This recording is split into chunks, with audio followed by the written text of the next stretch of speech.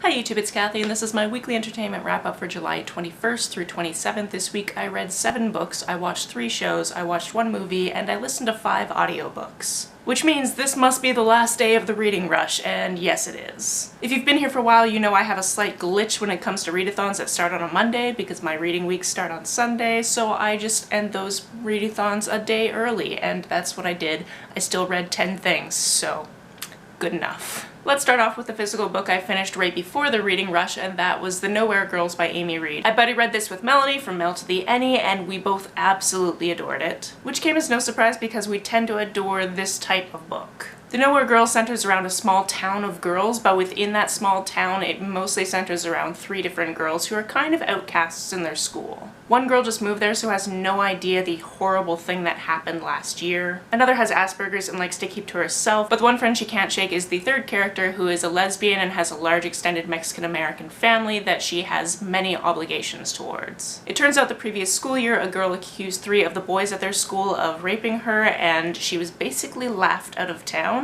So this book obviously comes with trigger warnings and is very much about rape culture. Something I really appreciated about this book is there were so many characters, and that was used to show a spectrum of different ways that you could be good or horrible or in between. For example, there were characters trying to do good, but they were still messing up in the way that they were talking about things. And this book seemed very able to open up several different topics of conversation throughout these people's lives because everybody was so vastly different. You had girls coming to terms with what it meant for them to be sexual and whether or not they wanted to be sexual or were ready to be sexual. It showed different values and how some values work for some people and some work for other people, and that's fine. This book was a fantastic read. I'm so glad I got to buddy read it with Melanie, and now I need to move on because this wrap-up is going to be so long if I talk about all of the books this long. First, for the reading rush, I read Can You Ever Forgive Me? This was a memoir about a literary forger. It wasn't particularly well written, which is funny considering it's about a literary forger. This was my least favorite thing I read all week. I gave it 2 stars. I think it suffered from the problem of being way too short, and I couldn't really empathize with the main character slash the person who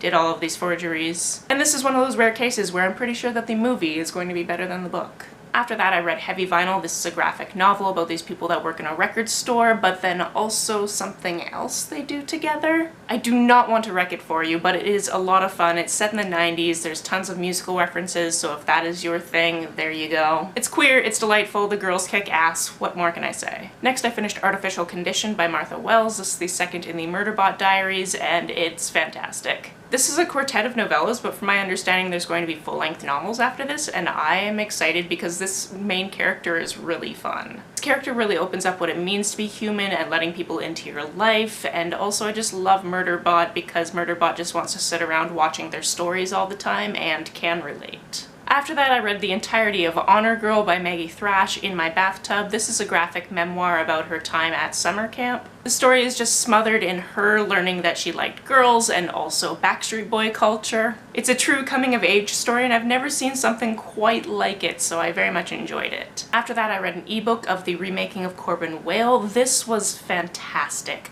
I knew going into this it had something to do with a bakery, and I was pretty sure that it was queer, and yeah, it was. In the span of about 48 hours, our main character Alex both loses his job and loses his relationship in New York and decides to move back to Ann Arbor where his mom is. And she's been running a cafe there for years that she had started with her husband, who died about 10 years previously, and she's getting a little bit too old for it, so she signs over the cafe to her son, and he uses it to open his own bakery. On the first day it opens, this guy comes in and he has this immediate attraction to him, and he's the kind of guy that will just sit there all day just drinking coffee, and it turns out that he was a regular at his mom's cafe, and he has no problem with him being there because he thinks he's cute. However, some people describe Corbin as kind of odd and the town freak, and I believe that that's because, even though it doesn't say explicitly in the pages, that he's neurodivergent. This book talks a lot about boundaries and consent, and there was a scene in it that I don't think I've seen in any other format where it's been taken so seriously and just with such delight, and that's a male masturbation scene. I've never seen one depicted that wasn't like played for a joke. So that was a delightful surprise. This ended up also being incredibly sexy, and it was my favorite thing I read for the reading rush. Speaking of queer things I read for the reading rush, I also read Laura Dean Keeps Breaking Up With Me. This was just kind of meh. The art style was very nice. The story was just kind of crappy. For example, there wasn't actually a point in this book where Laura Dean broke up with the main character. She just kept cheating on her. And at one point the book even opened up to talk about non-monogamy and how that can be a viable relationship format. That wasn't really explored enough for me to give the book that type of credit. And then the ending just seemed really rushed and I didn't really have many feels for it. On to the shows I watched this week. I said earlier that I watched 3 shows, but I watched 3 different seasons of things, so that's why that happened. The first thing is a few episodes in the second season of Glow. The first episode we watched was very serious, and I almost wish we could have watched the next episode, but we had other things to do, and it was just kind of a downer. Not that I'm mad at the show for being a downer, because it definitely needed to be, and I definitely wanted to be mad at things after that, and that's kind of what I want from my media. Then on Tuesday, we also finished the 21st season of Survivor. We started the 22nd season of Survivor, and Russell is back. For the love of God, why? This is also the season that has a guy named Matt, who is now an actor in things such as Glow, so that's weird. I recognized him immediately. And after watching Glow, my roommate actually turned on an episode of Brooklyn Nine-Nine, and he was in that too, so it was just, he's everywhere in our lives right now. It is so hot in here, and I am so sweaty.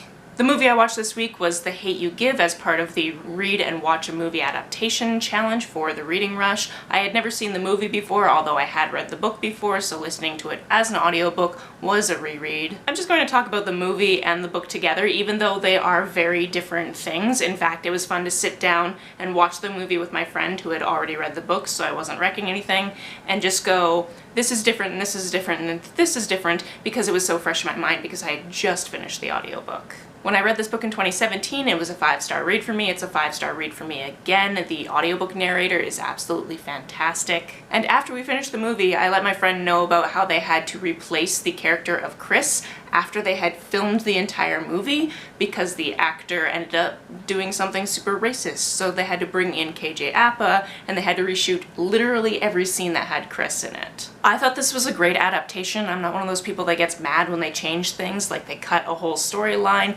That is fine. That would have been too much for this film. I think they really got the heart of this family that really cared for each other. I think that they got the really important beats. So obviously I love my reread and I loved watching this movie. The audiobook that I finished before the reading rush was Fix Her Up. This is very steamy. Georgie is the baby of her family, and to get attention in her family, she kind of acted out as the clown, which is what she actually became as an adult. She is a birthday party clown. Her brother's best friend was a professional baseball player, but has recently left the league because of an injury and is back in town. She has had a crush on him since she hit puberty, and he's going through a rough time. Eventually this becomes a fake to real relationship, and it is just so good. These people are just so delightfully matched. I loved the chemistry, I loved all of the steamy scenes. I especially love listening to steamy scenes as an audiobook while I'm on the bus in public because nobody can tell that I'm listening to very filthy things. This also has an adorably cute cover that doesn't look like it's going to have filthy things in it, so it also has that going for it. So if you like your smut to have a great storyline with solid characters that you will actually care about, this is one to pick up.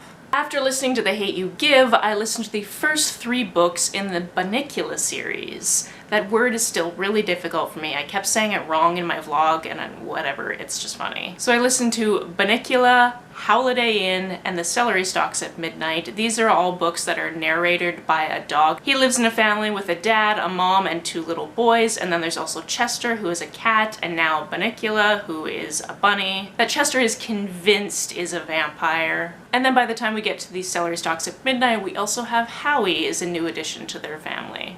What I liked about these is they are very inventive, they are very funny, they draw on different literary canons, which I really enjoy.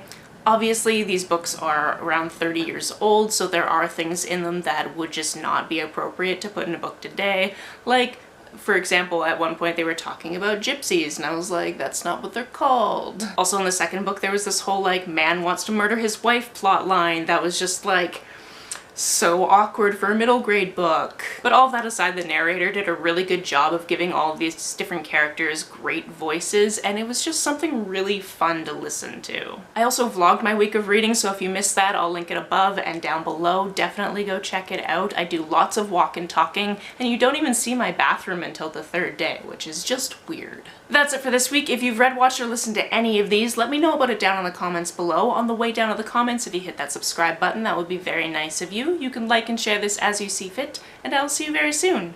Bye!